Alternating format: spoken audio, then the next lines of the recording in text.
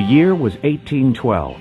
The vast territory surrounding the Great Lakes was sparsely populated, and for the most part, wilderness. Across the Atlantic, Great Britain was embroiled in a cataclysmic war against Napoleonic Europe. The United States found itself caught in the midst of that struggle.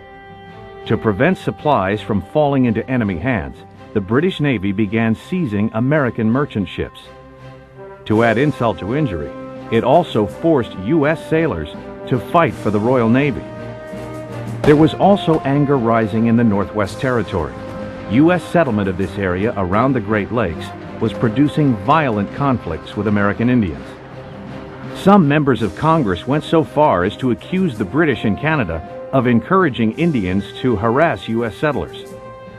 Years of increasing friction, fanned by American resentment toward the British that lingered from the Revolution, led to public cries for retaliation. In June of 1812, Congress formally declared war on Great Britain. To secure a quick and decisive victory, the U.S. developed a strategy for invading Canada.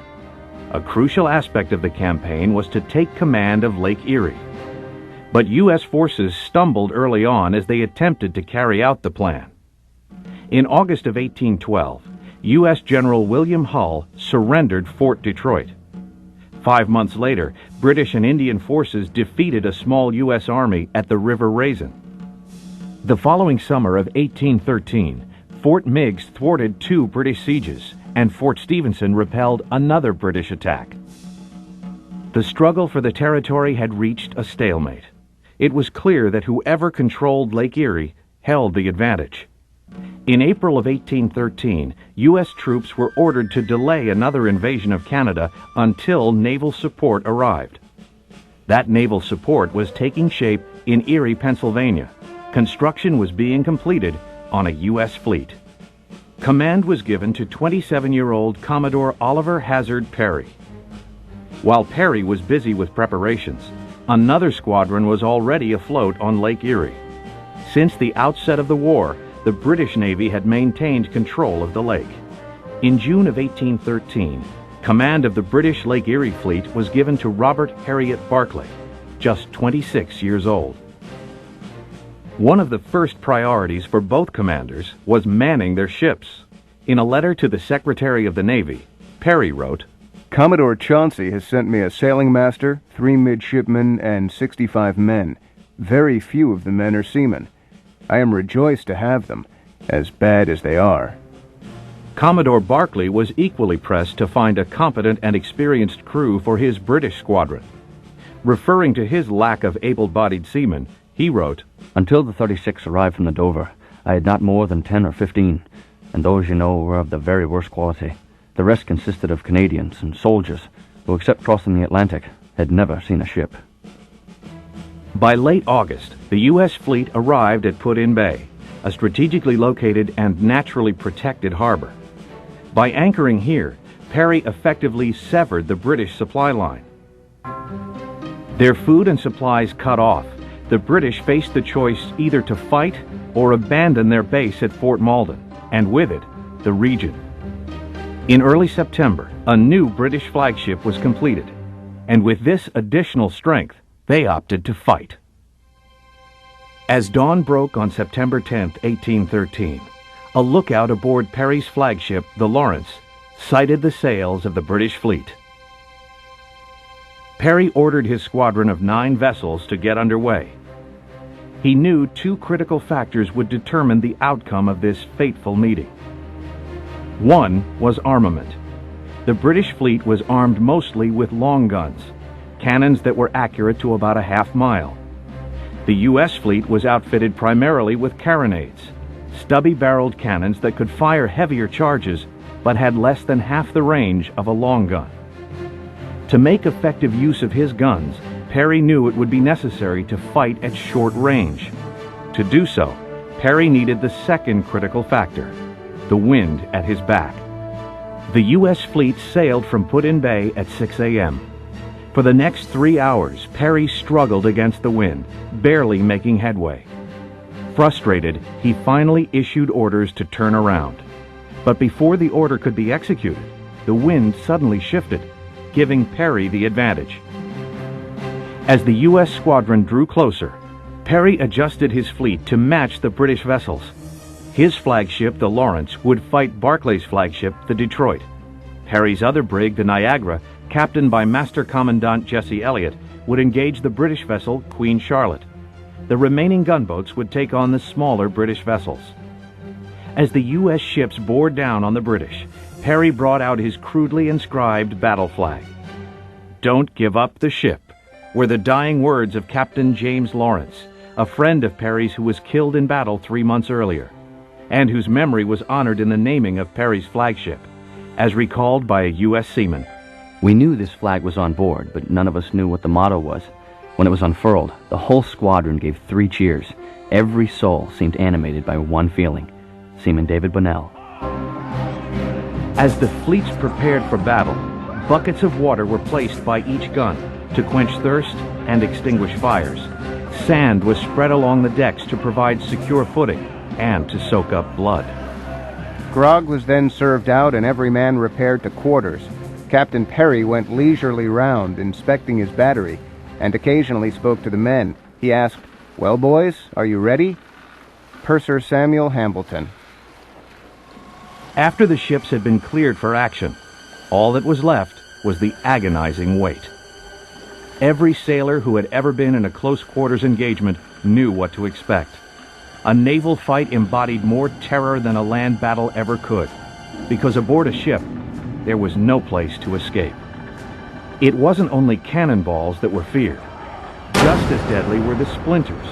Shards of wood, ranging from the size of toothpicks to airborne planks, went flying when a cannonball plowed through the side of a wooden ship. There were also other projectiles to fear, like grape shot and canister shot. There were marksmen in the tops of the enemy ships taking aim with their muskets. There was the possibility of being boarded with the dreaded hand-to-hand combat that would follow. There was the fear of being forced into the water, for most sailors couldn't even swim. But most of all, the seamen feared being wounded, having to face the agony of crude surgery, with nothing but a shot of whiskey for an anesthetic. As the battle line drew near, the captains posted sentries at the hatches to prevent anyone from fleeing below deck in the heat of battle. At 11:45 a.m., the British flagship Detroit fired the first shot. A 24-pound cannonball that missed the Lawrence. A few minutes later, a second 24-pounder struck its target and punched a hole through Perry's flagship. The carronades aboard the Lawrence were still out of range, so Perry gave orders for the long guns on the Ariel and Scorpion to open fire. For the next 30 minutes, Perry struggled to close the range, during which time the Lawrence was pummeled by almost the entire British line. My comrades fell on all sides of me. One man who stood next to me was most shockingly wounded, having both of his legs shot off, and a number of spikes from the bulwark drove into his body. Seaman David Bunnell. By 12:15 p.m., the Lawrence was finally within carronade range, and the huge 32-pounders began crashing into the British ships. When the Niagara closed within range and opened fire, Perry would have the advantage. Looking back, Perry expected to see the Niagara edging forward. Instead, the Niagara had shortened sail and slowed down. For reasons long debated, the Niagara was dead in the water, out of range of the enemy ships. With the Niagara staying back, 40% of Perry's firepower was unusable. Taking full advantage of this unexpected opportunity, the British ships now focused on the Lawrence. By 2:30 p.m., the Lawrence was a floating wreck. Every gun on her engaged side was disabled, and 4 of every 5 men were killed or wounded. I looked along the deck. It was one continued gore of blood and carnage.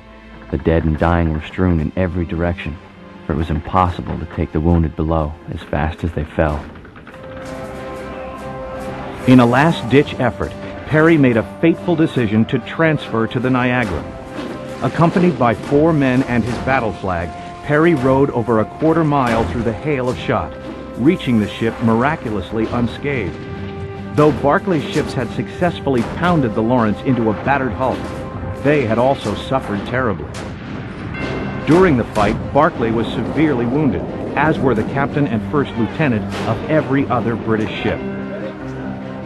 The British fleet was now commanded by junior officers who had little or no experience maneuvering ships in the chaos of combat. As the Niagara bore down on their line, the young British officers attempted to turn their vessels around to bring the unused guns to bear. However, in the confusion, the Queen Charlotte collided with the crippled Detroit, becoming helplessly entangled. Taking advantage of the blunder, Perry steered the Niagara through the disorganized British battle line. Unleashing guns from both sides of his ship, Perry blasted the vulnerable British vessels. By this time, the lagging U.S. gunboats had also sailed into range, raking the enemy from the rear. The smoke was so dense that it was impossible to see the enemy, but we were so close to them that by firing on a level, we could not miss. A few minutes after 3 p.m., subjected to overwhelming firepower, the British ships began surrendering, one by one. What a glorious day to my country, and how rejoiced I was to find the battle ended, and myself safe, except a slight wound and much deafened. I did not recover my proper hearing for a year afterwards. Grasping the enormity of his success, Perry composed a message to General William Henry Harrison, commander of the U.S. Army in the Northwest. Dear General, we have met the enemy, and they are ours. 2 ships, 2 brigs, 1 schooner, and 1 sloop. Yours with great respect and esteem, O. H. Perry.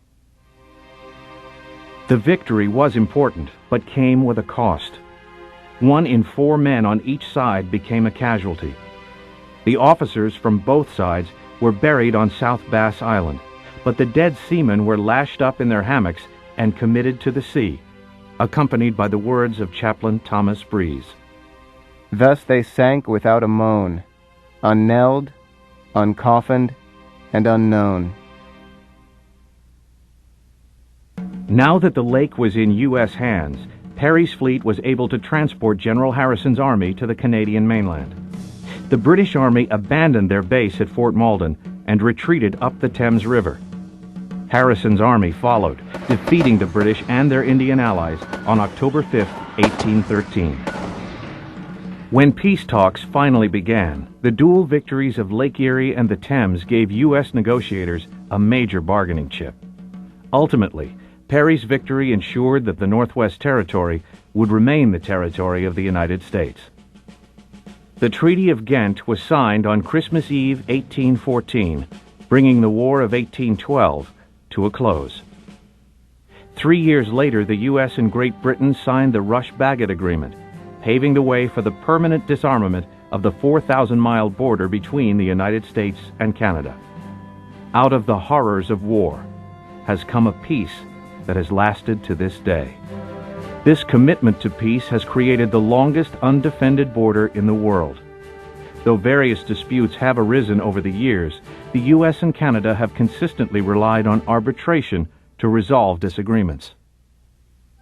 As a fitting tribute to this peace, Perry's Victory and International Peace Memorial was constructed between 1912 and 1915.